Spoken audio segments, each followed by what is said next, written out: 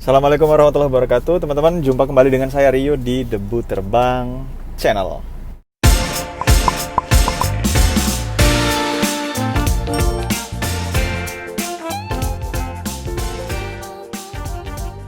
Kemarin itu saya sama anak berangkat ke Gramedia, niatnya mau bikin tentang review-review buku, tapi ternyata sampai di mall malah muter-muter nemenin anak belanja sandal, tiba-tiba udah isak dan berasa capek banget. Jadi rencana untuk nge-review buku di Gramedia dibatalkan. Ngomong-ngomong tentang belanja-belanja ya, kalau teman-teman seperti saya, saat kita belanja-belanja di keramaian, ada di mall seperti itu instead of merasa refresh, kita malah merasa capek dan letih. Jangan-jangan teman-teman adalah orang-orang yang introvert seperti saya ya. Apa itu introversi? Introversi, saya kutip dari buku yang saya pengen bahas sekarang. Judulnya adalah The Introvert Advantage. Kalau ditinjau dari cara bagaimana seseorang recharge dirinya, yang refresh dirinya. Nah, introversi ini ibaratkan tuh kayak baterai recharge.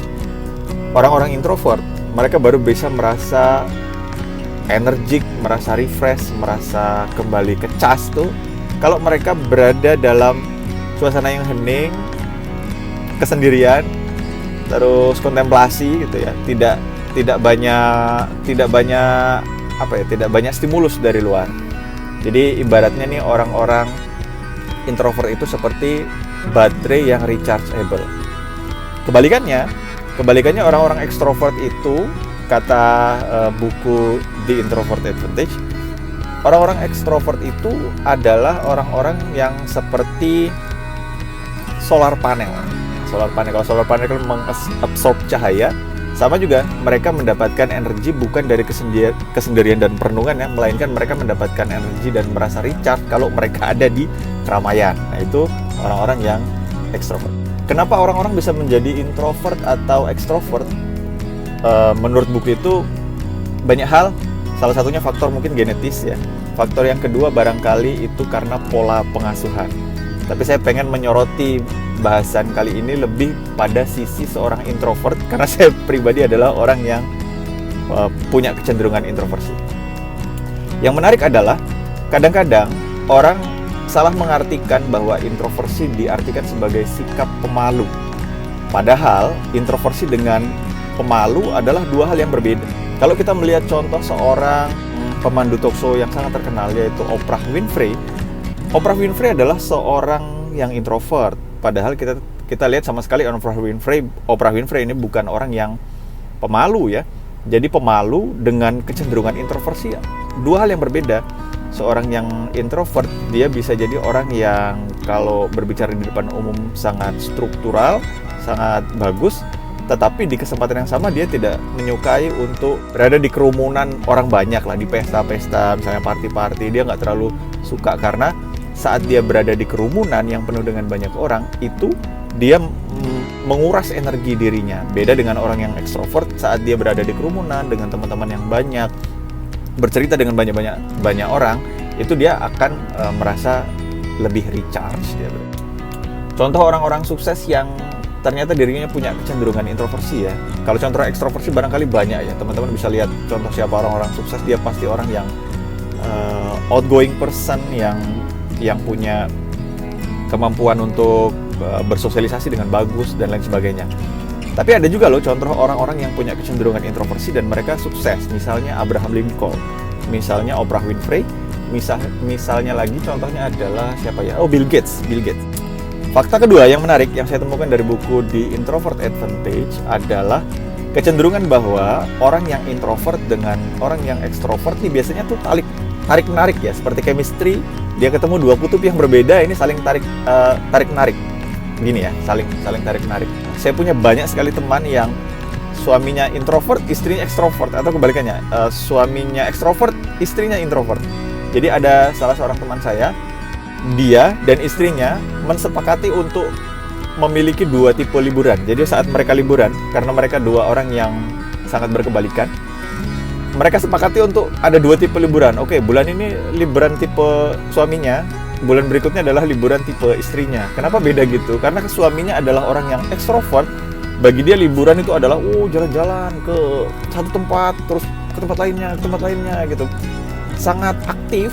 Tapi menurut istrinya teman saya ini, istrinya adalah kebalikannya. Dia seorang yang introvert. Bagi dia, liburan itu adalah leyeh-leyeh di pantai, ngeliatin sunset, baca buku, dengerin musik, ya kan. Ini 2 tipe yang sangat berbeda. Kenapa seperti itu? Karena memang kecenderungannya untuk saling melengkapi. Jadi orang introvert ngelihat orang ekstrovert, dia merasa ada sisi batinnya yang kosong yang bisa digenapi oleh pasangannya. Makanya mereka kadang-kadang saling tertarik. Bagaimana menyiasati kalau kita punya pasangan yang ekstrovert atau anak kita ekstrovert, atau bagaimana sih kita menempatkan diri di dunianya orang-orang ekstrovert?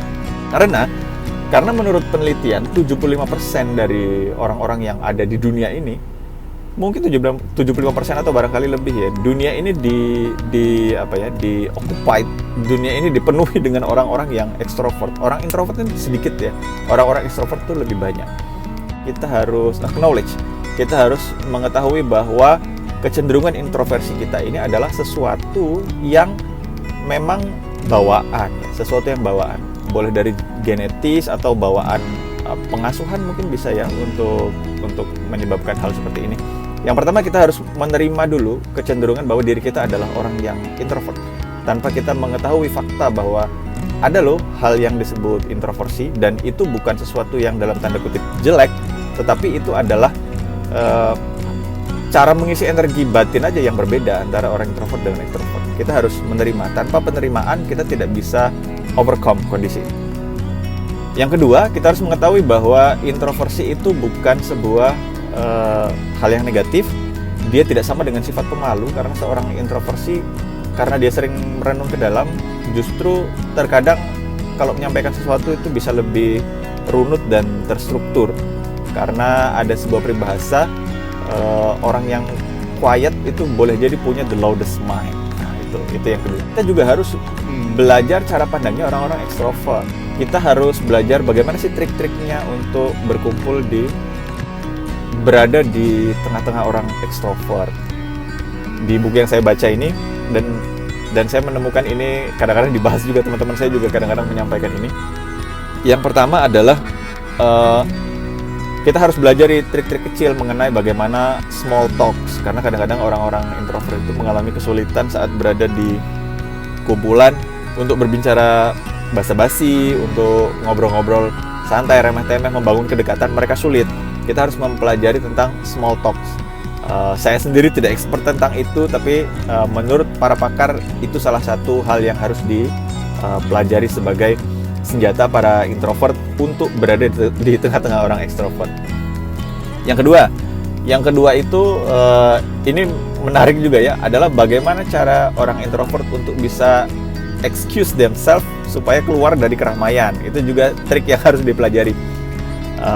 Ada beberapa ungkapan-ungkapan, kalimat-kalimat yang kita bisa hafalkan, supaya kalau misalnya kita sudah membangun percakapan, udah enak, terus kita bisa hafalin, kita bisa permisi nih istilahnya keluar dari keramaian tanpa harus menimbulkan kesan yang gak enak. Kemudian yang paling penting adalah sebenarnya tidak ada yang lebih unggul antara introvert dengan extrovert ya, tidak ada yang lebih unggul. Dulu sebelum saya mengetahui fakta ini, saya seringkali merasa bahwa diri saya adalah orang yang unik. Saya adalah orang yang unik gitu ya. Merasa seperti di Menara Gading. Tapi setelah banyak membaca, akhirnya tahu bahwa enggak kok, bukan dirimu sendiri yang punya kecenderungan seperti itu. Banyak kok orang yang punya kecenderungan seperti itu. Dan dengan mengetahui seperti itu, kita bisa jujur melihat kurangnya diri kita apa dan lebihnya diri kita apa. Introvert dan extrovert adalah dua tipikal besar manusia yang masing-masing saling melengkapi lah. Masing-masing saling melengkapi. Justru dengan adanya orang introvert dan orang extrovert nih, dunia bisa jadi harmoni dan lebih indah lah. Oke, thank you sudah menyimak. Sampai jumpa di bahasan berikutnya. Assalamualaikum.